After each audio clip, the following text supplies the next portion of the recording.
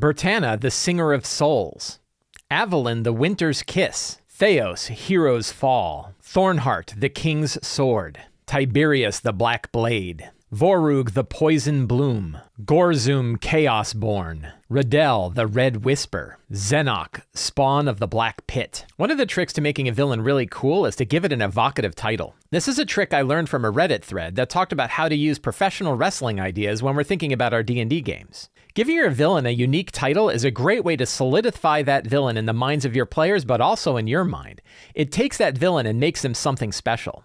This is something that the company From Software really learned with their Dark Souls games. If you look at the villains of Dark Souls, Bloodborne, and Elden Ring, you can see some really cool evocative names for villains that really make them stick in your mind. I have links to all of the names of those villains in the show notes below. Giving a villain a title is a way to show the players that this creature that they're facing is somebody really important. It's more than just your average troll. It's Venog the Poisoned Claw, somebody whose legendary name has gone out across the lands. Sometimes we can come up with these names all on our own. We can use a random name generator for the proper name, but then we can think about, like, what kind of creature are they? What would they be known for? And we can put a couple words together and come up with something cool.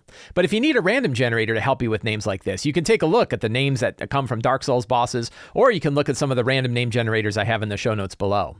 But coming up with evocative titles is just such a great way to make a villain seem important. One way to check to see if this name is cool is to just say it out loud. As Clark's Villain DM said on Twitter, channel your inner 5-year-old. Is this an action figure that you'd go out to the store and buy? We don't have to worry about being cliche or overly dramatic. The whole point of our game is to be overly dramatic. So it's okay to come up with a game that seems really powerful and interesting, but it can also feel a little silly at the same time. Really important villains might have more than one title. We can give 2 or 3 different titles to one creature. Maybe the players haven't even tied together the fact that those 3 different titles are all tied to one person. This is a bit of investigation the characters can go through and figure out, wait a minute, all these 3 different villains that we've been hearing about, they're all the same person with 3 different reputations among 3 different groups of people. So the next time you want to make a villain really evocative, make sure to give him a cool name, give him a cool title. Maybe give them 2 or 3 different titles. With those different titles, you can give them a reputation. And with that reputation, they'll solidify themselves in the minds of your players, and they'll solidify themselves in your mind as well.